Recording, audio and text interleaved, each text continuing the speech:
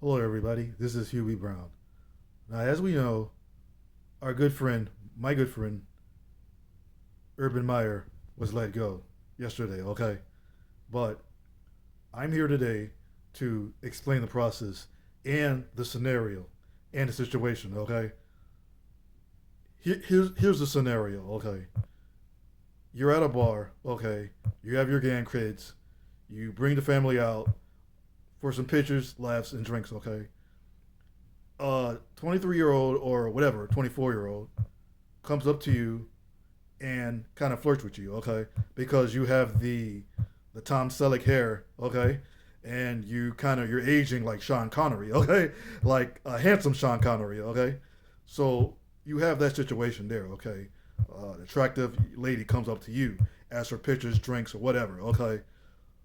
Now, you have the music playing, everybody's talking in the background, okay? You really don't know what's going on, okay? You're feeling good. Sir Mix-a-Lot's playing on the radio, okay?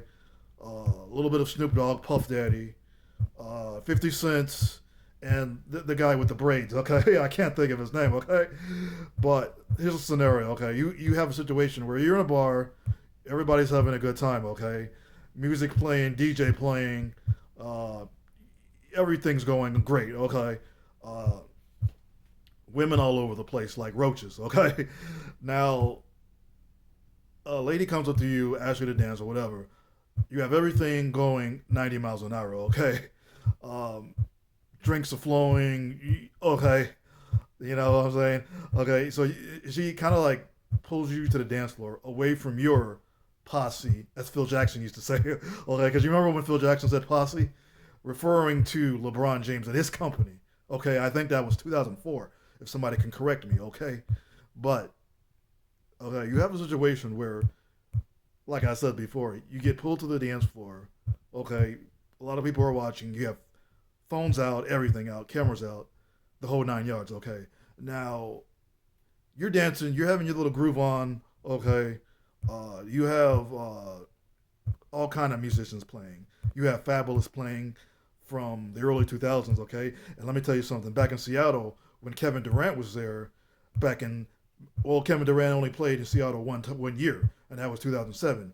Because back in Seattle, a lot of songs of Fabulous and Ashanti, excuse me, Durante. Oh no, excuse me, Ashanti, and her songs were playing in the club, and okay, so you kind of get the point, okay? So like you get pulled to the dance floor, okay? Uh, you got Ashante playing old school Ashante, Ja Rule, okay, then the whole 9 yards, okay, and then you bring her back down for drinks, pictures, or whatnot, okay. Now here's the scenario, okay. Here's the scenario, okay. Like okay, so you're sitting down like you got all kind of good music playing, okay, and like I said before, you even have a little Joe Budden, you have a Lloyd Banks, okay, and I'm sorry for the old school references, okay, but like that's like real hip hop, okay. So okay, it's like so she's kind of like on your lap, okay. You kind of give like the the two fingers or the three fingers style, okay. Like you kind of get my point, okay, but not really. I don't think you really get my point, okay. Let's take it back to like Matt Barnes, okay, like he once said, or Phil Jackson, okay, or LeBron James, Zarunas Ilgauskas, or Rajon Rondo. Okay, two fingers, one finger. Okay, you get the point. Okay, but like in that type of situation, what would you do for a Klondike bar? Okay, no, just kidding. Okay, I didn't mean that. Okay, you know what I mean. Okay, but anyways, let's take it back. I got important references and important facts to make. Okay, you remember the 1986 season of the Celtics? Okay, when the Celtics only lost one game because you had the incredible Larry Bird and Kevin McHale making all type of plays. And don't forget about Danny Ainge. Okay, Danny Ainge was a critical person on that team. Okay, a lot of people, Danny Ainge never gets the respect he deserves. Okay, because let me tell you something about Danny Ainge. Danny Ainge was a critical, outstanding role player for the Phoenix Suns as well. A lot of people don't remember that. He played with Charles Barkley in the '93 Suns, okay? A lot of people don't remember that, okay? And he also played for the Portland Trailblazers team that Jordan and the Bulls beat before '93, '92, okay? And a lot of people don't know that, okay?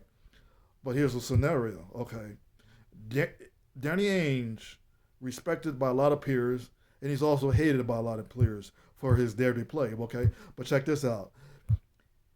in the book by Sam Smith, Jordan Rules, Jordan was quoted as saying that he, of all the players in the league, the players that he would love to play for is Danny Ainge. Okay, and a lot of people don't know that. Okay, so and a lot of people also don't know that Danny Ainge was a four All State player, a baseball player, and football player, and the magnitude that he uses. A lot of people don't know that, okay? He was an all state player in basketball, baseball, football, and it might have been golf too, okay? Now, a lot of people don't know that I'm a Jacksonville Jaguar fan, okay? And we can take it back all the way to the Fred Taylor days, okay?